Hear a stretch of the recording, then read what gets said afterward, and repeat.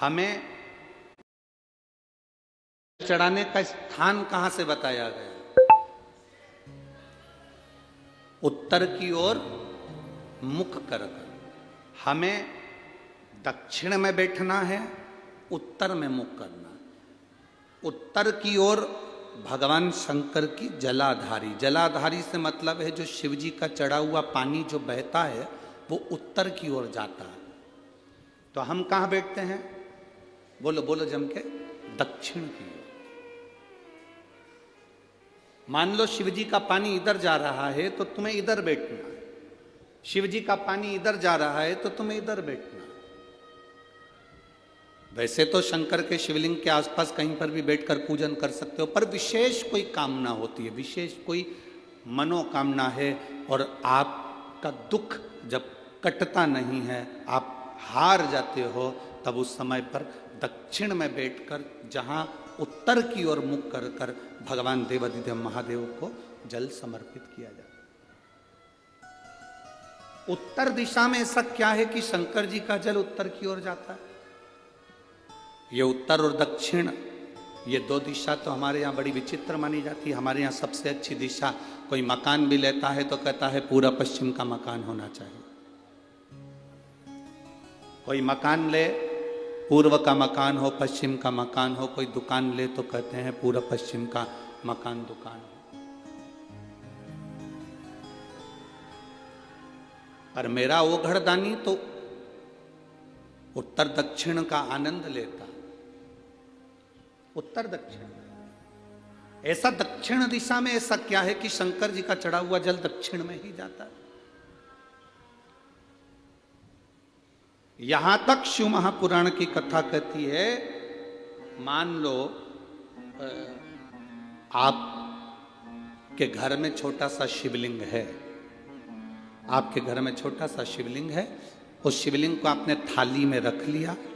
थाली में रखने के बाद में गूंज रहा है आवाज, थाली में रखने के बाद उस थाली में शिवलिंग को रख लिया, आपने उसको स्नान कराया। थाली में भी अगर शिवलिंग रख रहे हो तो उस शिवलिंग का जो दिशा है वो उत्तर की होना चाहिए। भले आप मंदिर में पूरा पश्चिम में बैठे हो, आपके घर का मंदिर तो पूरा पश्चिम में ही होगा। आपके घर का मंदिर कहाँ होगा? पूरा पश्चिम में। पर शिवलिंग की दिशा कहाँ रखना है? उसकी जलाधारी की दिशा कहाँ रखना है? जम के बोलो जरा, उत्तर। आप मंदिर में पूरा पश्चिम में बैठो, आपके घर के मंदिर में आप पूरा पश्चिम में बैठ के पूजन करो, क्योंकि आपका मंदिर पूरा पश्चिम ही होगा। ऐसा कोई घर नहीं जिसके घर के अंदर मंदिर पूरा पश्चिम में नहीं है। आप पूरा पश्चिम में बैठो, पर शिवलिंग को थाली में भी रखो तो उसकी जलाधारी उत्तर की होना चाहिए।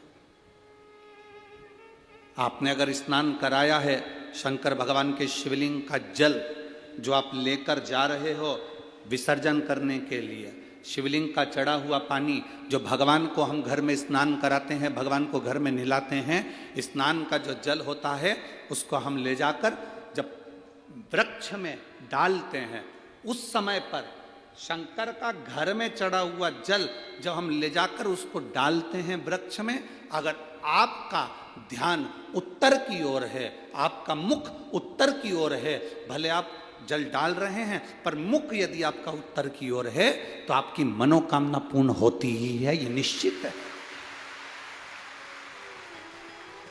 शिव जी का चढ़ा हुआ जल भले हमने अपने घर में स्नान कराया, भले हमने अपने घर में नहलाया, शिवलिंग को अपने घर में स्नान कराया, पर उसका जो जल नहलाने के बाद सब भगवान जब नहा लिए, अपने शिव जी को नहला लिया, वो जल रखा है, पूजन अर्चना सब हो गई, बाद में आप पूजन पे से उठे, उस जल को लेकर गए, आपने जो विसर्जन किया उस जल को आपने पेड़ पौधे में डाला, वो जल उत्तर, भले आपका वृक्ष कहीं पर भी हो पर आपका मुख उत्तर का है और आप उस जल को, शंकर के चढ़े हुए जल को आप पेड़ पौधे में डाल रहे हैं, मतलब आपकी राहें खुल जाएगी और मंजिल तक आप पहुंचोगे जरूर। ये निश्चित,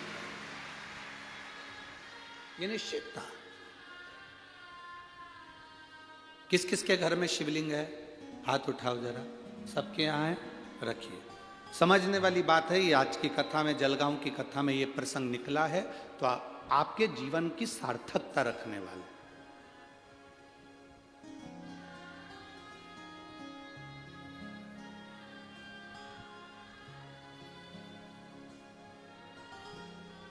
केवल एक दिशा की मूलता रखकर भी हम सुख पा सकते हैं। दिशा की मूलता।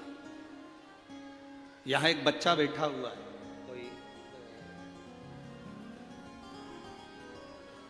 देखिए, नारायण भगवान को आप जल चढ़ाओ, मना नहीं है। सूर्य नारायण भगवान को जल चढ़ाने से रोग का निवारण होता है, ये हमने पहले की कथा में वर्णन कर चुके। जरूरी है।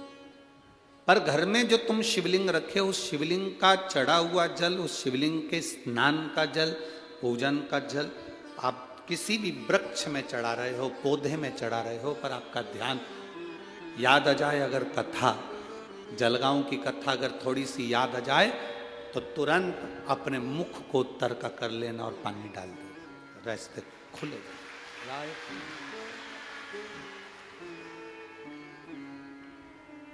किसी ने प्रश्न किया, गुरु